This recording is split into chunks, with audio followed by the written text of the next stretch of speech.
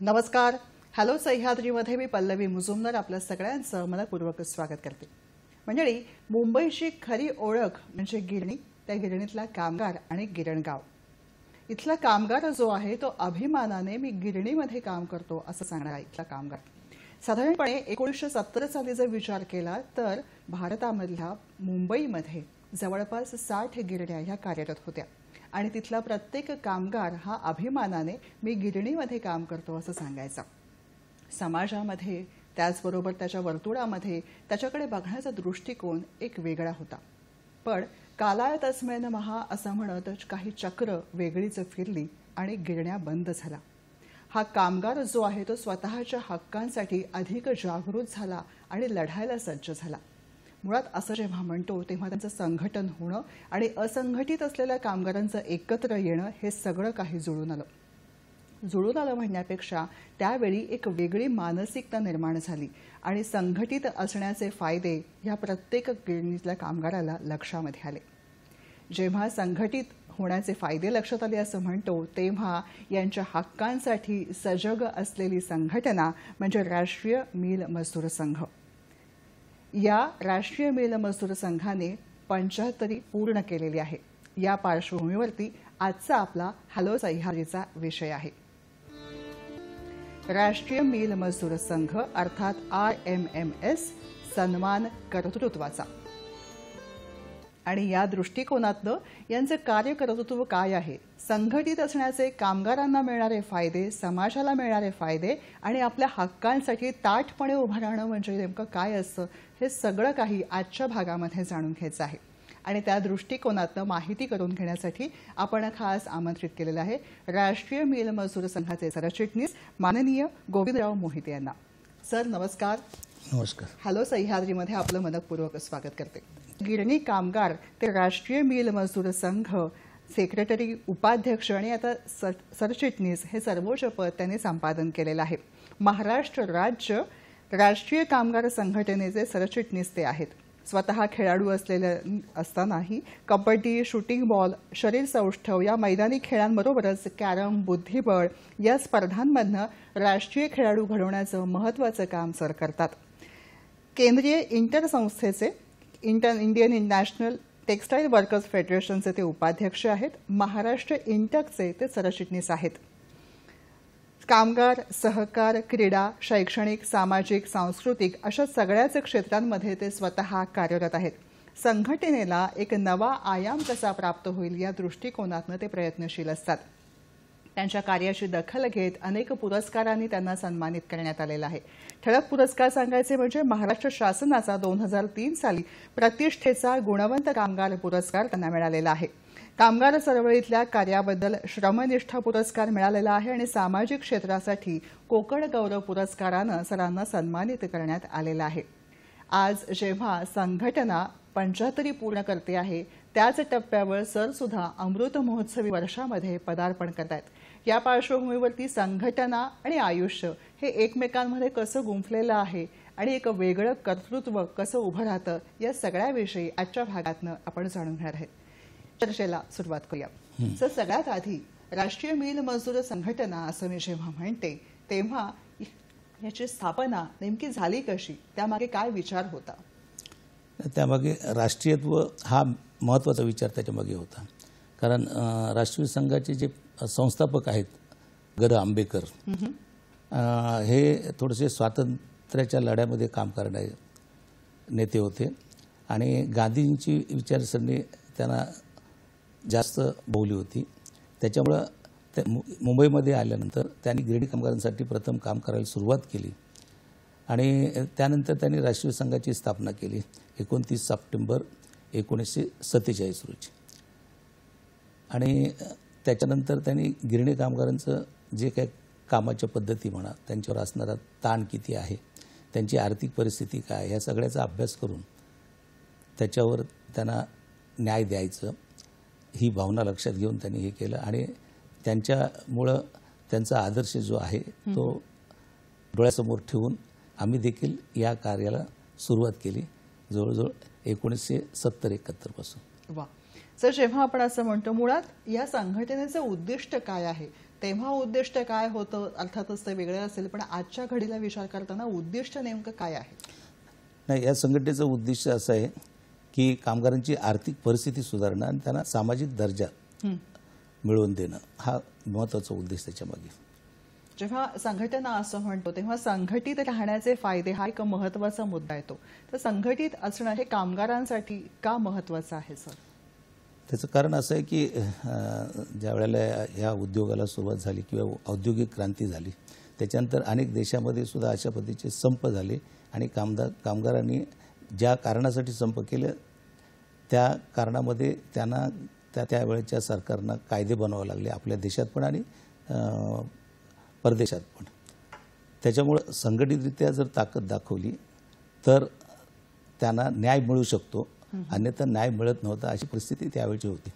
आमचे कैलासवासी नारायण मेघाजी लोखंडे यांनी जवळजवळ 18व्या शतकामध्ये म्हणजे 19व्या शतकामध्ये म्हणजे 1885 ते 90 याच्यामध्ये त्यांनी अशा पद्धतीचे टेक्स्टाईल कामगारांसाठी, मिल कामगारांसाठी फार मोठं त्याग केलेला आहे. त्यांनी खूप संप केले आणि शेवटी सरकारला भाग पाडलं काही कायदे बनवण्यासाठी.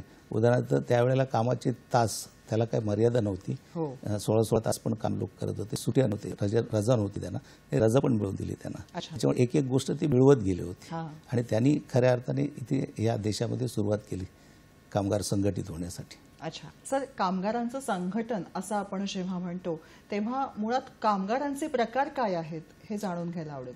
नाही, आता कामगारांचे प्रकार म्हणजे त्याच्यामध्ये कुशल, अकुशल, ज्याला आपण निमकुशल म्हणतो, अशा पद्धतीचे ते वर्ग आहेत. परंतु आज कामगारांची त्याच्यामध्ये वेगवेगळी विभागणी झालेली आहे. आता बांधकाम कामगार, घरेलू कामगार आहेत, नाका कामगार आहेत, अशा पद्धतीचे कामगारांची विभागणी आणि ते मोठ्या प्रमाणात आता चालू आहे. सर, आपण कामगारांनी संघटित राहावं म्हणून वैयक्तिक पातळीवर सतत प्रयत्नशील असता, त्यांना महत्त्व सतत सांगत असता की संघटित राहण्याचे फायदे काय आहेत. तर या कार्यक्रमाच्या माध्यमातून तो एक संदेश सगळ्यांपाशी पोहोचायला हवा की संघटित असण्याचं महत्त्व काय आहे. निश्चित, आता मी म्हणाल्याप्रमाणे की या अगोदर संपूर्ण देशामध्ये किंवा लंडन वगैरे या ठिकाणी की कामगारांनी आपले न्याय मिळवून घेण्यासाठी जे लढे केले ते सगळे लढे यशस्वी होत अनेक कायदे त्यांच्यासाठी त्यांनी प्राप्त करून घेतलेले आहेत. आणि म्हणून आता ह्या नवीन नवीन ज्या गोष्टी आलेल्या आहेत, आता हे काही घरोघरी जाणारे स्विगी, झॅमॅटो वगैरे असे काही कामगार जे आहेत जे सेवा करतात, परंतु त्यांना न्याय मिळत नाही किंवा त्यांना ते स्वतःचा आवाज हे करू शकत नाहीत, व्यक्त करू शकत नाहीत. आणि त्यासाठी जर सगळे एकत्र आले तरच एक मजबूत संघटना होईल आणि त्यांच्यावर जे काय अन्याय होतो म्हणा किंवा त्यांची काय आर्थिक परिस्थिती सुधारण्यासाठी त्यांना जे काय इन्कम मिळालं पाहिजे त्यासाठी संघटित होणं गरजेचं आहे. आणि अशा कामगारांना संघटित करणं आज काळाची गरज आहे की जे 100 वर्षापूर्वी किंवा 150 वर्षापूर्वी जे परदेशात चालू होतं ते आज आपल्या देशात त्यांना संघटित करण्याची ही वेळ आलेली आहे. नक्कीच. संघटना म्हणजे नेमकं काय असतं? तिथे त्यांना शिस्त दिली जाते का? अन्यायाविषयी जाणीव करून देते, हक्कांविषयी? कशा प्रकारे संघटना ही मोलाची ठरते सर? संघटन म्हणजे आता सध्या आपल्या देशात आपण देश राष्ट्राला आपण जास्त महत्त्व देतो. देश हा माझा महत्त्वाचा आहे आणि या देशामध्ये इथलं उत्पादन जे आहे ते वाढलं पाहिजे ही गोष्ट जी आहे त्या उत्पादनाविषयी माहिती देणं, धंद्याविषयी माहिती देणे आणि जी आपली जनता आहे, जे लोक नागरिक आहेत त्यांच्यासाठी आपलं कर्तव्य काय आहे आपली जबाबदारी काय आहे आणि आपले हक्क काय आहेत ह्या सगळ्या गोष्टी त्यांची जाणीव करून आपण देत असतो. नक्की. जबाबदारी आणि हक्क असं आपण जेव्हा म्हणतो तेव्हा आरोग्य आणि सुरक्षितता हे सुद्धा कळीचे मुद्दे येतात. कामगारांचं आरोग्य आणि सुरक्षितता याविषयी संघटनेचे सरचिटणीस या नात्याने आपला विचार काय असतो? आमचे संस्थापक ग. आंबेडकर यांनी कामगारांच्या आरोग्याकडे पहिल्यांदा लक्ष दिलं होतं. त्या काळामध्ये अनेक जे साथीचे रोग ज्याला आपण म्हणतो ते यायचे आणि काम करत असताना जे काही कापसाचे तंतू, कारण हे गिरणीचं काम करत असतं, कापसाचे तंतू जे असतात ते आपल्या नाकावाटे फुफ्फुसात जात असतात. त्याच्यामुळे ब्रॉन्कायटिस आणि फुफ्फुसाचा एक रोग आहे आणि हे सिनॉप्सिस म्हणून असे 2 जे आजार आहेत त्याच्यावर त्यांनी होमिओपॅथिक औषधी गोळ्या द्यायला सुरुवात केली होती. म्हणजे त्या वेळेला ह्या आरोग्याच्या बाबतीत त्यांनी जागरूकता निर्माण केली होती. लोकांना सुदृढ राहण्यासाठी, व्यसनमुक्त राहण्यासाठी बऱ्याचशा गोष्टी त्या काळामध्ये केल्या होत्या आणि ह्या गोष्टी आवश्यक आहेत. दुसरं असं आहे की ज्या ठिकाणी कामगार काम करतो त्या ठिकाणी जे मशिनरी आहेत त्याच्यावर जे ज्याला आपण झाकणं म्हणतो ती असतात की नाही ते पाहायचं असतं. कारण कुठेतरी चाक फिरत असतं, व्हील फिरत असतं, त्यावेळी कुठेतरी त्याचा हात जाईल, बोट जाईल आणि त्याची नुकसान होईल. त्याच्यामुळे कुटुंबावर त्याचा परिणाम होतो, त्याच्या आर्थिक नुकसान होते. या सगळ्या गोष्टीकडे लक्ष द्यायला पाहिजे. अतिशय छोट्या छोट्या गोष्टी आहेत पण तितक्याच महत्त्वाच्या आहेत. हो, जरूर पाहिलं पाहिजे त्या गोष्टी. जेव्हा कामगार आणि संघटना असं आपण म्हणतो तेव्हा मुळात कामगारांकडे आणि त्यांच्या संघटनेकडे बघण्याचा समाजातल्या विविध व्यक्तिमत्वांचा काय दृष्टिकोन असतो? म्हणजे कामगार, त्याचे कुटुंबीय किंवा समाजातल्या व्यक्ती, नंतर मग पदाधिकारी, राजकीय व्यक्ती, या सगळ्यांचा ह्याकडे बघण्याचा दृष्टिकोन काय आहे सर? नाही, आज तरी म्हणजे कामगारांसाठी अनेक कायदे झाले. त्याचे फायदे घेऊन कामगार जर त्या कायद्याचा भंग कोणी करत असेल, मालक म्हणा किंवा व्यवस्थापन करत असेल, तर त्यासाठी कोर्ट वगैरे आहेत. परंतु संघटितरित्या एखादा मोठा प्रश्न असेल, बोनसचा प्रश्न असेल, ग्रॅज्युटीचा प्रश्न असेल, आता प्रॉव्हिडंट फंडाचा, पेन्शनचा प्रश्न असेल, तर त्या ठिकाणी जर काही अन्याय झाला तर संघटितरित्या त्यासाठी मोठी ताकद दाखवावी लागते आणि त्या ठिकाणी राजकीय पुढारी जे आहेत त्यांनी खऱ्या अर्थाने मदत करायची असते. कारण सरकारचा दृष्टिकोन कामगारावर अन्याय होऊ द्यायचा नाही आहे. कारण समाजामध्ये तो समाजाचा घटक आहे, नागरिक आहे. तर त्या दृष्टीने त्या कामगाराकडे पाहिलं. कारण आज देशामध्ये शेतकरी आणि कामगार हेच महत्त्वाचे हे आहेत आणि त्याच्यामुळं नागरिक म्हणून त्याच्याकडे पाहिलं पाहिजे. कामगार हा संघटित राहिला तरच संघटना मजबूत होऊ शकते.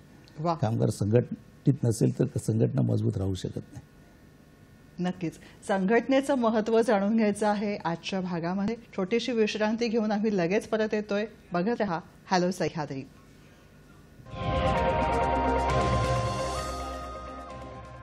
ब्रेकनंतर हॅलो सह्याद्रीमध्ये आपलं पुन्हा एकदा स्वागत. आज आपण बोलत आहोत ते म्हणजे राष्ट्रीय मिल मजदूर संघ सन्मान कर्तृत्वाचा आणि त्या दृष्टिकोनातनं आपल्याला संघटनेचं महत्त्व समजावून सांगतात राष्ट्रीय मिल मजदूर संघाचे सरचिटणीस माननीय गोविंदराव मोहिते सर. सर, जेव्हा गिरण्या हा अतिशय अभिमानाचा मुद्दा होता तेव्हा तिथला कामगार जो आहे तो आर्थिक स्थैर्याच्या बाबतीमध्ये अतिशय सुखी समजला जायचा. किंबहुना त्याचा समाजामध्ये वावरताना एक वेगळी, तुम्ही म्हणाला तसं एक वेगळी प्रतिष्ठा होती त्याला. पण आज स्वतःच्या हक्कांबाबत थोडासा कुचंबणा झालेला असं काहीचं त्याचं एक रूप आहे किंवा समाजामध्ये वावरताना मला माझे हक्क मिळत आहेत का नाही याबाबत तो थोडा साशंक आहे. हा जो एक वेगळा पल्ला किंवा एक वेगळा प्रवास झालेला आहे कामगारांचा, त्याविषयी संघटना म्हणून आपला त्यामागे काय दृष्टिकोन असतो, कसं मार्गदर्शन त्यांना आपण करता याविषयी? मुंबईमध्ये जवळजवळ 60-65 गिरण्या चालत होत्या. त्यावेळेला 2.25 लाख कामगार मुंबईमध्ये काम करत होते आणि त्यावेळेला या वस्त्र उद्योगाला फार मोठं महत्त्व प्राप्त झालं होतं, वलय होतं. आणि पूर्वी म्हणजे जवळजवळ 1941ला दुसरं महायुद्ध झालं.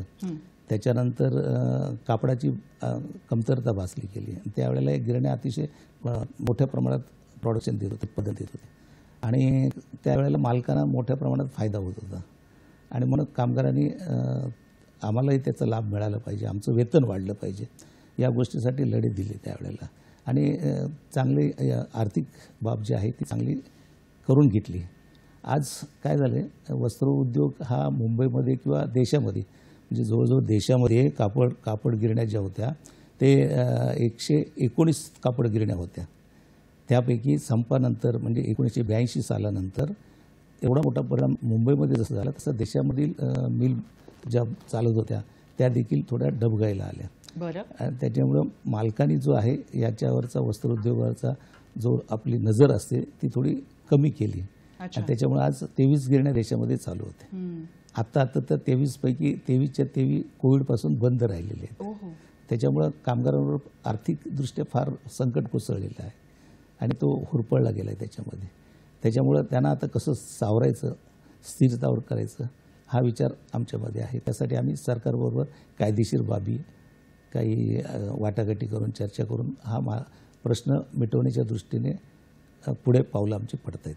त्याच्यामध्ये आमचे जे अध्यक्ष आहेत माननीय सचिन बोवाई ते पुढाकार घेत आहेत आणि त्यांनी तशा पद्धतीने आपली मुवमेंट चालू ठेवलेली आहे. अच्छा सर, तुम्ही आता एक महत्त्वाचा मुद्दा मांडला तो म्हणजे वाटाघाटी, चर्चा या माध्यमातून मार्ग काढण्यासाठी आपण प्रयत्नशील आहात संघटनेच्या माध्यमातून. एक काळ असा होता की कामगारांच्या बाबतीमध्ये टोकाची भूमिका म्हणजे एकतर मागण्या मान्य करा किंवा आम्ही संपावर जाणार, या पद्धतीची टोकाची भूमिका कशी योग्य आहे हे सतत कामगारांना सांगण्यात येत होतं आणि कामगारांचा एक वर्ग त्या प्रभावाखाली पूर्णपणे आलेला होता. आणि दुसरीकडे आज कामगारांना वाटाघाटी, शांतता किंवा चर्चा यामधून कशा पद्धतीने समन्वय साधता येऊ शकेल ही मानसिकता सुद्धा आपण सांगता. आपल्या स्वतःला या मानसिकतेचा आपण नेहमी पुरस्कर्ते आहात. तर हा जो दोन्हीतला फरक आहे याविषयी आपले विचार काय आहेत? संप हे कामगारांचं खऱ्या अर्थाने लढाईचं एक हत्यार आहे, परंतु चर्चा वाटाघाटीतून जो प्रश्न आहे सामोपचार्य मिटणार त्याच्यामध्ये देशहित जे आहे ते महत्त्वाचं आहे. देशातले नागरिक जनता जी आहे ती महत्त्वाची आहे. या सगळ्यांचं हित लक्षात ठेवून वाटाघाटी आणि चर्चेतून जर प्रश्न मिटला त्यासाठी मध्यस्थी, लवाद वगैरे अशा गोष्टी त्यावेळेला मान्य केलेल्या आहेत आणि त्याचा वापर प्रथम केला पाहिजे. आणि ते नाही झालं तर मग शेवटचं हत्यार म्हणून ते वापरता येतं, परंतु शक्यतो त्या मार्गाला न जाता आपण वाटाघाटीने प्रश्न सोडावा ही आमची मानसिकता आहे. नक्कीच. कार्यक्रमामधला हो सर, त्या पद्धतीने आमचे आजचे जे अध्यक्ष आहेत ते सुद्धा हे अंगीकारतात की जो विचार आहे तो अतिशय चांगला आहे आणि त्यांचं सतत प्रयत्न असतो की न्याय दिला पाहिजे लोकांना आणि तो सामंजस्यपणे सोडूनच दिला पाहिजे आणि शेवटच्या भूमिकेवर न जाता कामगार त्याला न्याय पण मिळाला पाहिजे, तो जगला पाहिजे, संघटना राहिली पाहिजे आणि उद्योग राहिला पाहिजे. हा महत्त्वाचा भाग आहे. उद्योग राहिला, तो उद्योग असेल तरच कामगार राहणार आहेत आणि मगच संघटना राहणार आहे. नक्कीच. त्याच्यामुळे हा प्रिन्सिपल त्यांचा आहे, त्या दृष्टीने आमची पावलं आहेत या ठिकाणी. कार्यक्रमातला पहिला फोन आहे, तुमच्या परवानगीने तो घेते. हो. आपल्याशी मनोज सुतार बोलतायत मुंबईहून. नमस्कार. बोला. नमस्कार मॅडम. बोला. मला आपले गोविंदराव मोहिते साहेबांना विचारायचं होतं हो की जो आता 82 जी कट ऑफ डेट आहे गरीब कामगारांच्या घरासाठी तर ती काय ठेवली? नाही, त्याचं कारण असं आहे. बोल. हो सर. त्याचं कारण असं आहे की त्यावेळेला स्ट्राईक झाला आणि 18 तारखेला 82च्या स्ट्राईक झाला आणि त्या स्ट्राईकमध्ये बरेचसे लोक होरपळले गेले. काही ठराविक नेते मंडळी होती, त्या लोकांना कामगारांना चिथावणी देऊन संपामध्ये त्यांना भाग घ्यायला लावलं, परंतु त्यांचा त्या सर्वसामान्य कामगारांचा त्याच्यात काही दोष नव्हता. तर त्यांना न्याय मिळाला पाहिजे म्हणून जवळजवळ 1 लाख लोक जे नोकरीवरून काढले गेले होते त्यांना ॲटलिस्ट ह्या घराचा तरी फायदा मिळावा म्हणून आम्ही कट ऑफ डेट 1/1/82 ठेवली, कारण 17 तारखेपर्यंत ते कामावर होते 1/1/82. अच्छा सर, हा गिरण गावातला जो कामगार आहे, गिरणी कामगार आहे, तो खरी मुंबईची ओळख आहे असं मी सुरुवातीला म्हटलं तसं.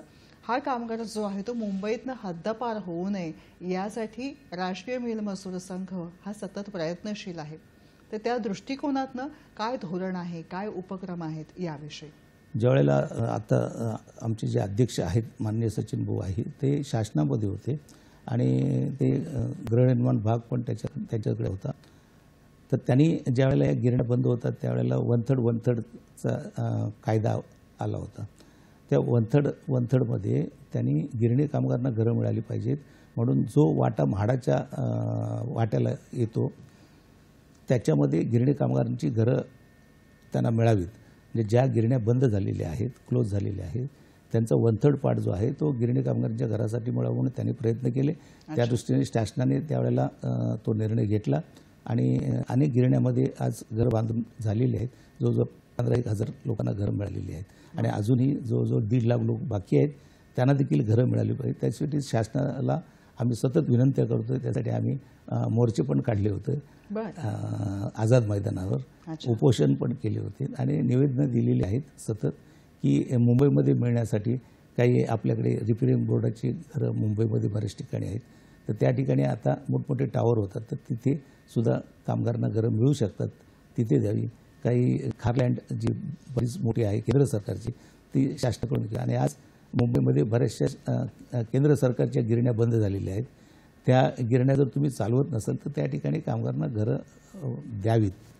तर मुंबईमध्ये जो कामगार हद्दपार झालेला आहे तो पुन्हा मुंबईमध्ये वास्तव करू शकतो. नक्कीच. कार्यक्रमातला पुढचा फोन आहे. शिवानंद वसेदार आपल्याशी बोलतायत निपाणीहून. नमस्कार. नमस्कार मॅडम. नमस्कार. बोला. माझा प्रश्न असा आहे, जे मोठे मोठे सूतगिरणी जे असतात त्या ठिकाणी कामगार भरपूर असतात आणि त्या ठिकाणी म्हणजे कामं करते वेळी त्यांनी मास्क वगैरे काय लावत नाही, काय नाही.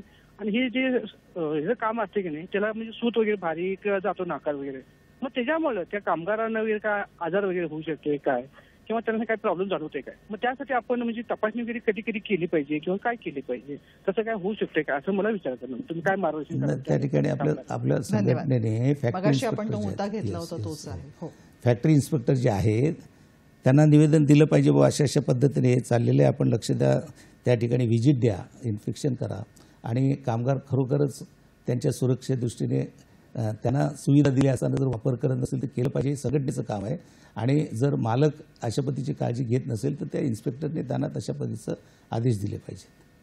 जेव्हा सुरक्षिततेचा मुद्दा येतो तेव्हा आणखीन कोणत्या बाबी आहेत का आरोग्यासंदर्भात की त्याचा विचार हा प्राधान्याने कामगारांनी स्वतःच करायला हवा? नाही, कामगारांनी स्वतः आरोग्याच्या बाबतीत आणि मालकांच्यावर काही बंधनं आहेत. त्यांनी देखील जे मशिनरी आहेत ते व्यवस्थित त्याच्यावर कवर वगैरे आहेत की नाही, मशीनचे काही गिअर्स असतात त्याच्यावर कवर वगैरे आहे की नाही ते पाहिलं पाहिजे. मशीनचं स्पीड आहे, त्या स्पीडच्या ठिकाणी त्यांना सेफ्टी काही पार्ट्स लावावे लागतात ते लावले पाहिजेत. ते जर नसेल तर त्या ठिकाणी जर कामगार काम करत असताना बऱ्याच वेळेला दुर्लक्ष होतो, नाही असं नाही आहे, पण जर त्या ठिकाणी सेफ्टी असेल तर मला वाटतं त्याच्यापासून त्याचं संरक्षण होईल. कामगारांचं संरक्षण असा जेव्हा मुद्दा येतो तेव्हा अनेकविध बाबतीमध्ये हा कामगार कुचंबणा होते आहे म्हणून म्हणा किंवा वेगवेगळ्या स्थित्यंतरातनं तो मानसिकदृष्ट्या जातो आहे, सामाजिकदृष्ट्या जातो आहे. मग या पार्श्वभूमीवरती तो आनंदी राहायला हवा, व्यसनमुक्त असायला हवा, म्हणून संघटना प्रयत्नशील आहे का? हो, निश्चितच.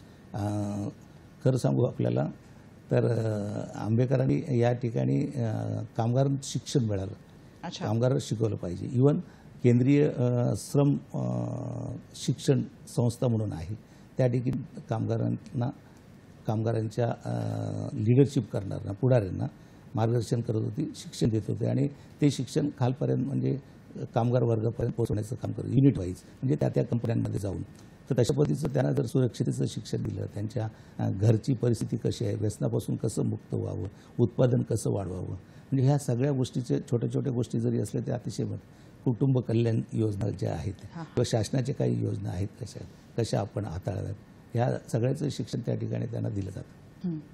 म्हणजे विविध प्रकारे कशा प्रकारे तो सुरक्षित राहू शकतो याविषयी संघटना टप्प्याटप्प्यावर त्यांना मार्गदर्शन करत असते. याविषयी आणखीन जाणून घेऊया एका छोट्याशा विश्रांतीनंतर. बघत रहा हॅलो सह्याद्री.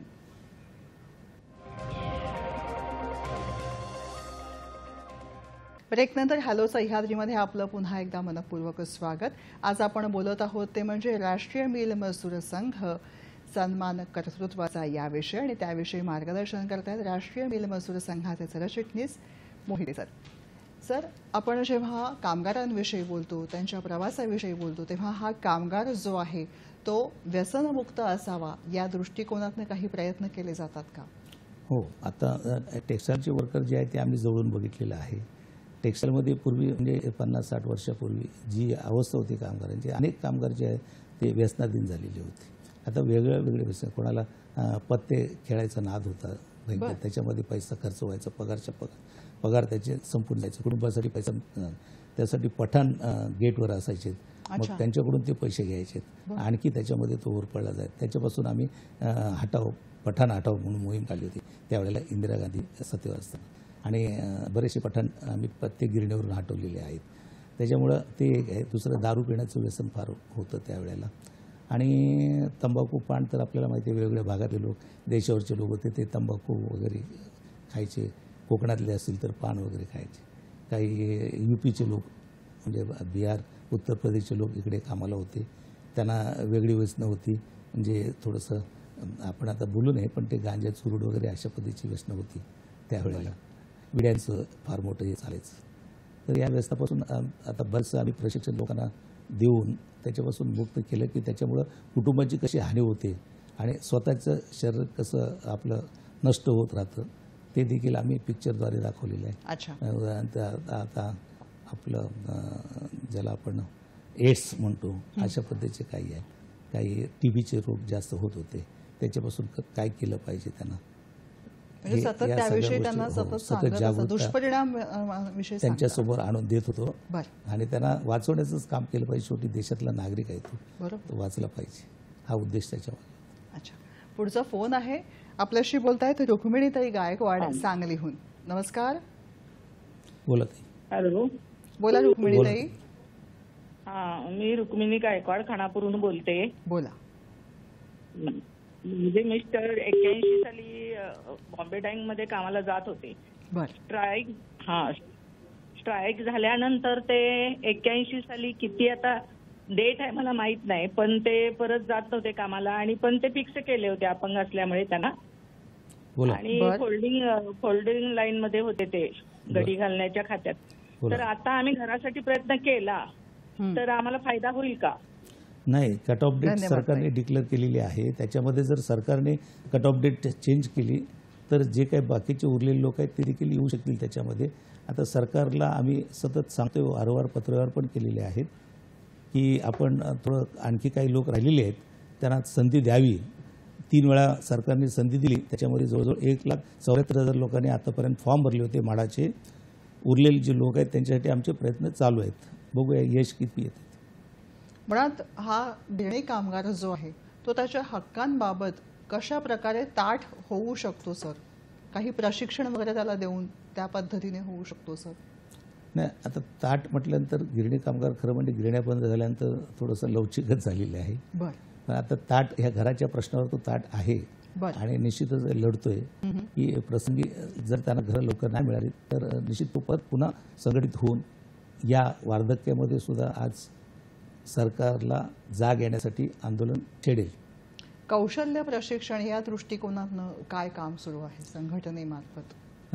आमचे टेक्स्टाईलच्या बाहेर देखील संघटना आहेत जे माननीय सचिन भाऊ अहिर यांनी महाराष्ट्र राज्य राष्ट्रीय कामगार संघाची स्थापना जी केलेली आहे ती 1996 पासून चालू आहे. आणि ती वेगवेगळ्या इंडस्ट्रीमध्ये चालू आहे. त्याच्यामध्ये केमिकल इंडस्ट्री आहे, ऑटोमोबाईल आहे, इंजिनिअरिंग आहे, फार्मास्युटिकल आहे, हॉस्पिटल्स आहेत, हॉटेल्स आहेत. या अनेक विविध क्षेत्रामध्ये आम्ही काम करायला सुरुवात केलं पाहिजे.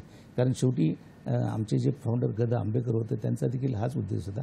भारतीय कामगार चळवळीला ते मार्गदर्शन करत होते. अच्छा. त्याच्यामुळं सचिन भाऊनी देखील नुसतं टेक्स्टाईलमध्ये आपण आता गुंतून उपयोग नाही, आपल्याला अनेक कामगारांना न्याय द्यायचा आहे. त्याच्यामुळं सगळ्या क्षेत्रामध्ये आपण काम करूया म्हणून जवळजवळ 200 क्षेत्र आहेत त्याच्यामध्ये आता आम्ही काम करतो आहे आणि त्या ठिकाणी त्यांना न्याय देण्याचा प्रयत्न. त्याचबरोबर आता असंघटितांची संख्या जी वाढलेली आहे मोठ्या प्रमाणात काम करतात त्यांना देखील न्याय मिळवून दिला पाहिजे. कारण गेली 75 वर्ष राष्ट्रीय संघ या ठिकाणी आपलं काम करतं आहे आणि न्याय मिळवून देते. तसंच अन्य कामगारांना देखील न्याय मिळवून देण्यामध्ये माननीय सचिन भाऊंचा पुढाकार आहे. त्यांच्या बरोबरीने आम्ही सगळे त्या कामाला लागलेलं आहे. दुसराच असंघटित कामगारांमध्ये आणखी एक महत्त्वाचा घटक असा आहे की काही कंपन्यांमध्ये कॉन्ट्रॅक्ट पद्धती आलेली आहे आणि ती फार मोठ्या प्रमाणात आहे.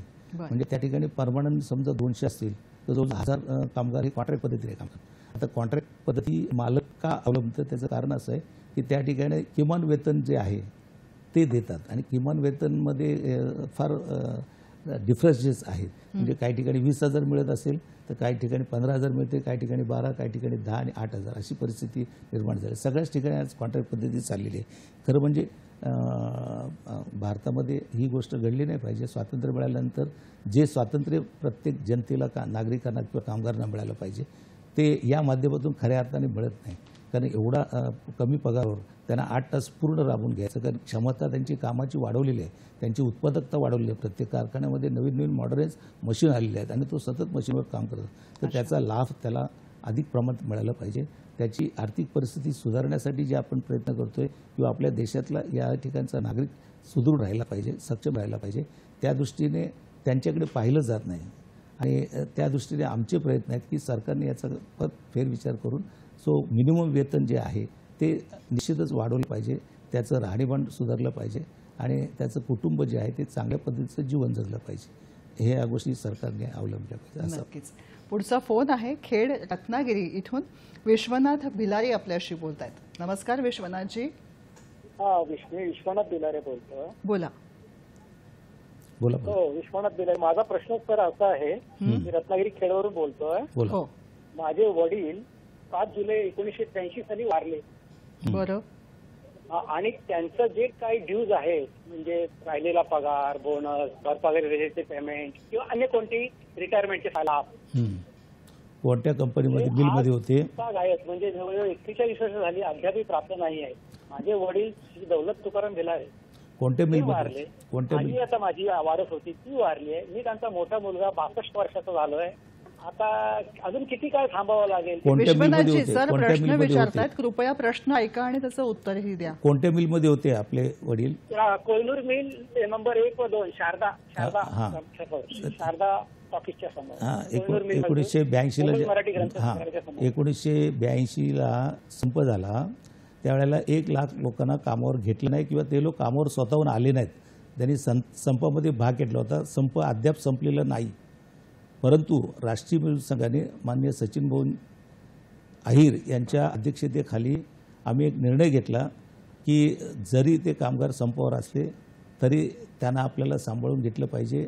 मग त्यांच्यावर अन्याय होता कामा नये म्हणून आम्ही कोर्टात केस टाकली. ती केस जिंकलो आणि आज क्लेम कमिशनरकडे पैसे देण्याची व्यवस्था केलेली आहे. बऱ्याचशा लोकांना जवळजवळ 22 करोड रुपये बॅलन्स होते, त्याच्यामध्ये आता फक्त 4 कोटी बॅलन्स आहेत. तुम्ही एकदा राष्ट्रीय संघाच्या ऑफिसला या, तुम्हाला त्या बाबतीत तुम्ही का आला नाहीत ते कोर्टामध्ये पैसे मिळतात. जे काय असतील 10,000 असतील, 5,000 असतील किंवा 15,000 असतील, जे काय असतील, परंतु ते तुमच्या कामाच्या श्रमाचे आहेत आणि ते मिळाले पाहिजेत. हा उद्देश राष्ट्रीय संघाचा आहे आणि तो आम्ही मिळवून देतो. सर थकबाकीची वसुली व्हावी म्हणून आपण स्वतः सुद्धा खूप प्रयत्न घेतलेले आहेत. तर त्या सगळ्या प्रवासाविषयी जाणून घ्यायचं आहे. नाही, आता बरेचशा गिरण्या ज्यावेळेला बंद झाल्या त्यावेळेला अनेक मालकांनी त्यांना चेक दिले होते, पोस्ट डेटेड चेक दिले होते. अच्छा. आणि बऱ्याच वेळेला ते चेक वटले नाही आहेत म्हणून आम्ही 138 जो कायदा आहे त्या कलमानुसार त्यांच्यावर आम्ही केस केली आणि ते पैसे मिळवून घेण्यात यशस्वी झालो. अच्छा. विशेषतः मॉनिटरिंग कमिटी म्हणून आता एक अपॉइंट केलेली आहे.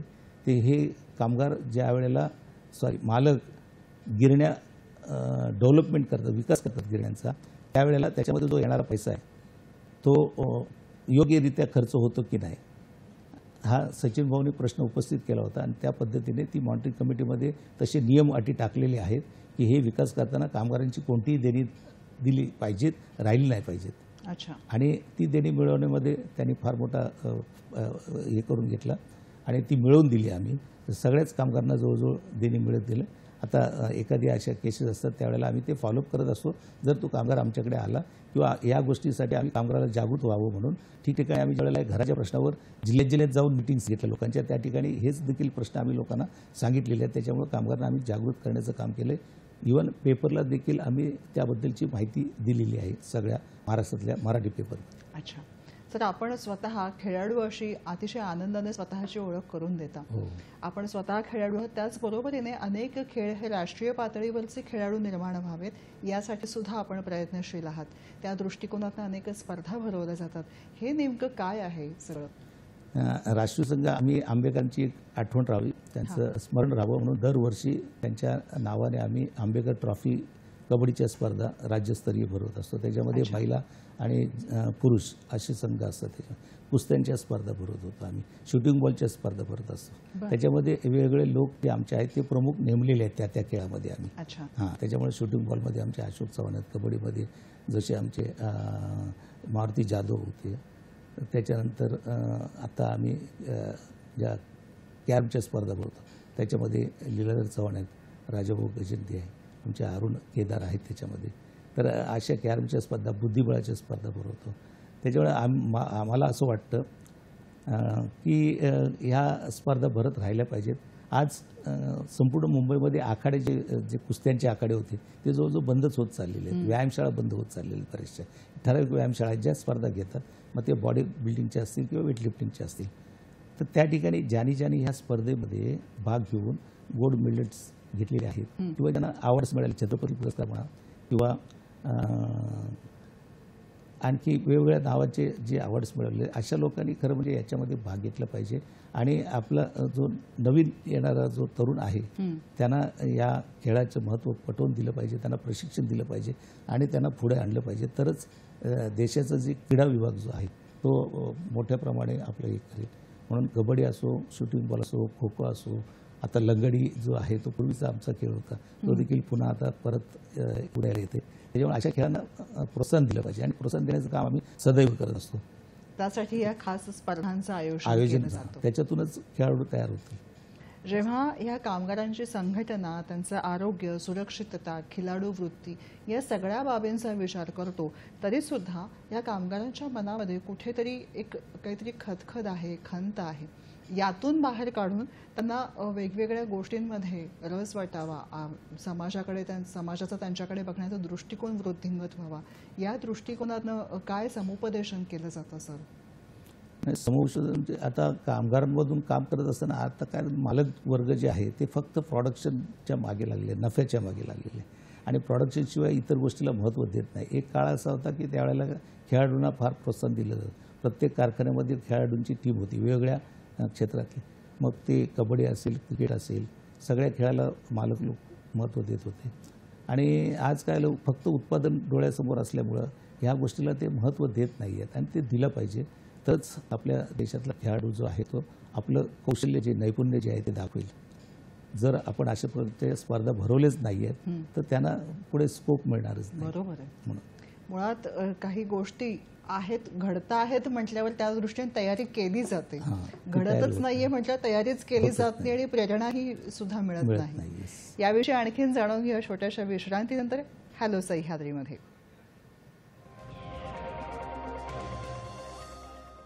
ब्रेकनंतर हॅलो सह्याद्रीमध्ये आपलं पुन्हा एकदा स्वागत. आज आपण बोलत आहोत राष्ट्रीय मिल मजदूर संघ याविषयी आणि त्याविषयी, त्यांच्या कार्याविषयी, सन्मान कर्तृत्वाचा असं म्हणत मार्गदर्शन करतायत सरचिटणीस माननीय गोविंदराव मोहिते सर.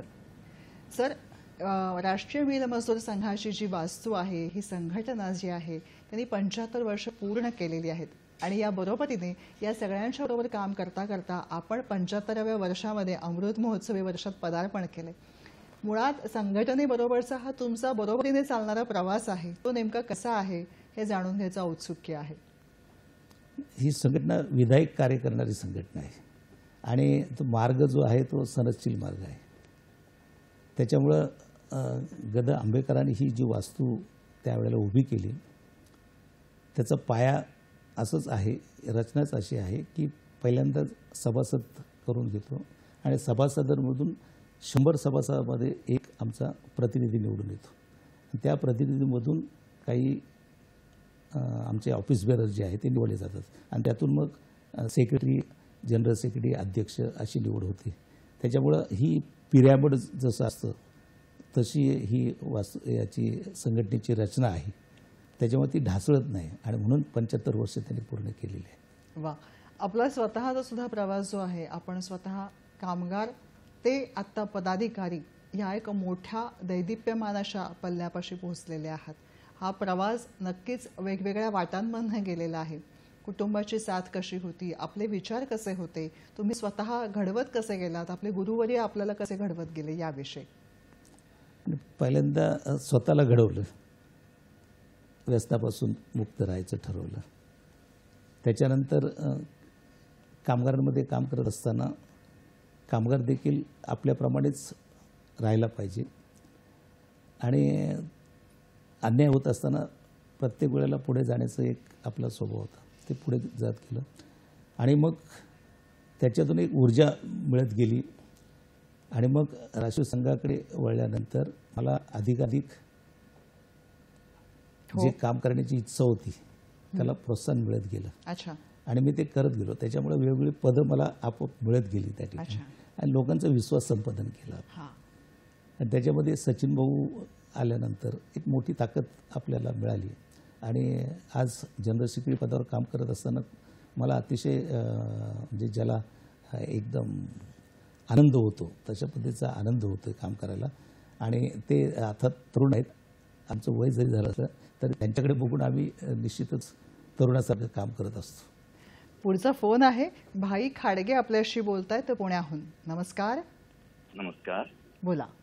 हा, आपण सर्वांचं स्वागत करतो. गोविंदराव मोहिते सरांचं. धन्यवाद. ही कामगार संघटना ही टिकली पाहिजे आणि टिकण्यासाठी त्यासाठी जे हे आहे मूल्य जे आहे की कोणतंही जरी सरकार आलं तरी कामगारांचे प्रश्न हे कायम आपल्याला रेटा किंवा संघर्ष केल्याशिवाय सर्व केल्याशिवाय मिळणारच नाही आहेत. बरोबर. तर त्यासाठी संघटन शक्ती आणि आपले जे उद्योगधंदे इतर प्रांतात चाललेत ती बी रोखले पाहिजेत. तरच आपली कामगार टिकतील आणि कामगार टिकले तरच हे राष्ट्र सुदृढ होईल. बरोबर आहे. शेतकरी, कामगार, शेतमजूर हे सर्व वर्ग जर टिकायचा असेल तर ह्या देशामध्ये ह्या राज्यामध्ये जिथं जिथं लोकल ह्याला प्राधान्य देऊन तिथला कामगार, तिथला मजूर, तिथले नागरिक यांचे मूलभूत प्रश्न हे टिकले पाहिजेत आणि कामगार चळवळीचं हे तोच राहिले पाहिजेत. आणि बालकामगार जे आहेत त्यांच्यासाठी नुसते बालकामगार बंदी करून चालणार नाही तर ते का बालकामगार होतात हे पाहून त्यांच्या निर्वाहाचं साधन तयार झालं पाहिजे. बरोबर आहे. धन्यवाद. नुसती बंदी घालून चालणार नाही.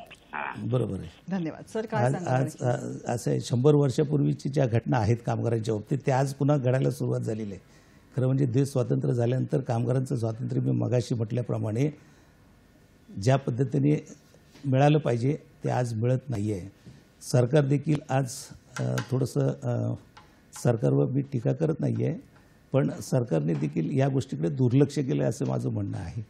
आज मोठमोठे मालक ज्या पद्धतीने कामगारांचे कायदे नष्ट करण्यासाठी सरकारला भाग पाडत आहेत आणि सरकार त्याप्रमाणे ऐकून कामगारांचे जे काय आतापर्यंत मिळवलेले कायदे ते नष्ट करायच्या विचारात आहे. ही गोष्ट कामगारांच्या दृष्टीने योग्य नाही.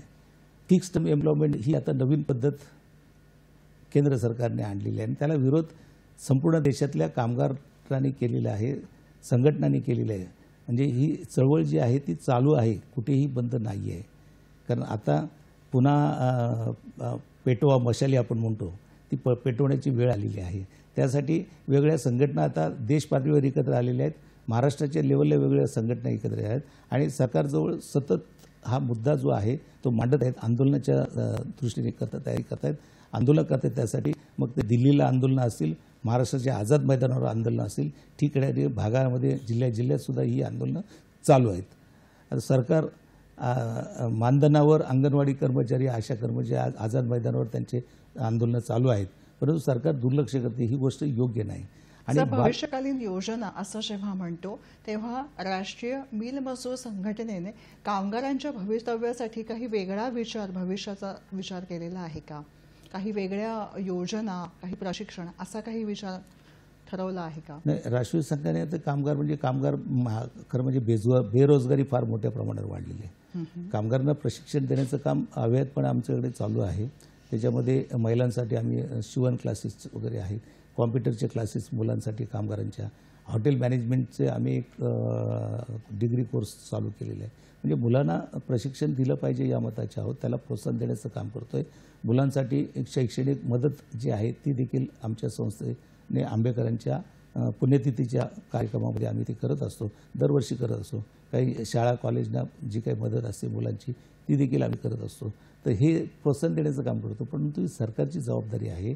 सरकार आता आपल्याकडे ऍक्च्युअली खरं म्हणजे वेळ कमी आहे पण ह्या विविध मुद्द्यांचा विचार करताना कामगारांना मानसिकदृष्ट्या बळ मिळावं आणि त्याचबरोबर त्यांची पुढची वाटचाल ही सुकर व्हावी या दृष्टिकोनातून काही संदेश तुम्ही त्यांना देऊ इच्छिता का? संदेश नाही पण मी माझं एक मत या ठिकाणी सांगतो, तो व्यक्त करावं असं मला वाटतं स्वतःला.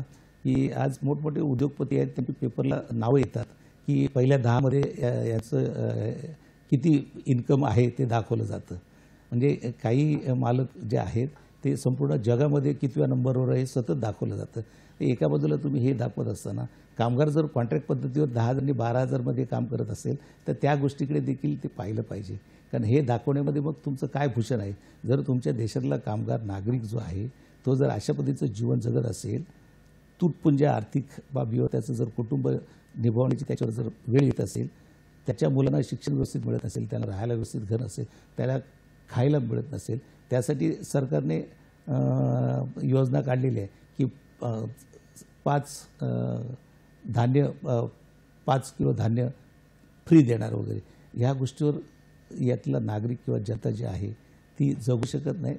वेगवेगळ्या गोष्टी त्याला ज्या आवश्यक आहेत, त्याला ज्या दैनंदिन लागतात त्या त्यांच्या गरजा भागत नाही. महागाईमध्ये तो होरपळून गेलेला आहे. तर त्यासाठी सरकारने जे काही GST मार्फत एवढ्या मोठ्या प्रमाणात जो पैसा येतोय, आज सेवा आणि वस्तू याच्यावर मोठ्या प्रमाणात पैसा घेतला जातोय. पण सेवा करणारा जो माणूस आहे त्याच्याकडे पाहिलं जात नाही, तर त्याच्याकडे पाहिलं पाहिजे. तर आज आपल्याला वेगवेगळे जे फोन आले त्यामध्ये कामगारांच्या संदर्भातले काही नातेवाईक आहेत, त्याचबरोबर काही मंडळी आहेत. या सगळ्यांना जेव्हा तुम्ही बरोबर घेऊन चालता तेव्हा 1 नाही 2 नाही तब्बल 75 वर्ष तुम्ही या सगळ्यांना बरोबर घेऊन चालत आहात.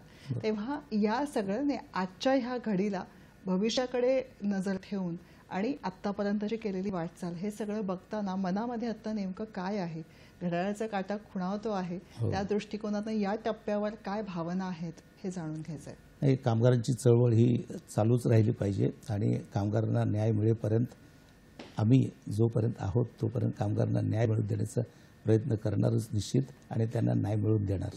त्याचबरोबर त्यांचं मनोबल कायम चांगलं राहावं यासाठी आपण संघटनेचे प्रमुख आहात, आपण काय सांगाल तेही पटकन सांगा. त्यांचं मनोबल चांगलं राहण्यासाठी एक म्हणजे त्यांना महत्त्वाचं असं आहे की त्यांना महागाईची जी झळ आहे आणि महागाईत उरपळलं जातोय त्याच्यापासून त्याला कसं मुक्त करता येईल आणि त्यांचं आरोग्य, त्यांना सामाजिक सुरक्षितता जी आहे ती मिळाली पाहिजे. उदाहरणार्थ हॉस्पिटलायझेशनचं जे असेल, एखादा कामगार असेल तर तो त्याच्या तुटपुंज्या पगारामध्ये तेवढे खर्च करू शकत नाही. एखादा जर दीर्घ आजार असेल, कॅन्सर असेल, हार्टचं प्रॉब्लेम असेल त्याचं किंवा आणि विविध आजार असतील पण संघटनेच्या माध्यमातून त्याला बळ मिळू शकतं. हो, त्यासाठी सरकारकडून या मदती मिळालीच पाहिजेत आणि ते प्रयत्न आम्ही या ठिकाणी करणार आहे.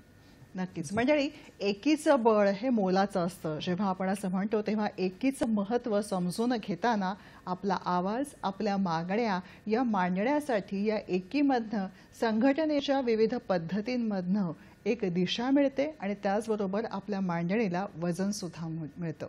हे जेव्हा लक्षामध्ये येतं तेव्हा मुद्दा येतो ते म्हणजे असं की असंघटित राहायचं का संघटित. अर्थातच तो ज्याचा त्याचा वैयक्तिक प्रश्न असला तरी दिशा मिळते हे मात्र नक्कीच लक्षात घ्यायला हवा. कसा वाटला आजचा कार्यक्रम नक्की कळवा. सर, तुम्ही वेळात वेळ काढून इथे आलात, तुमचे मनपूर्वक आभार मानते. धन्यवाद. नमस्कार.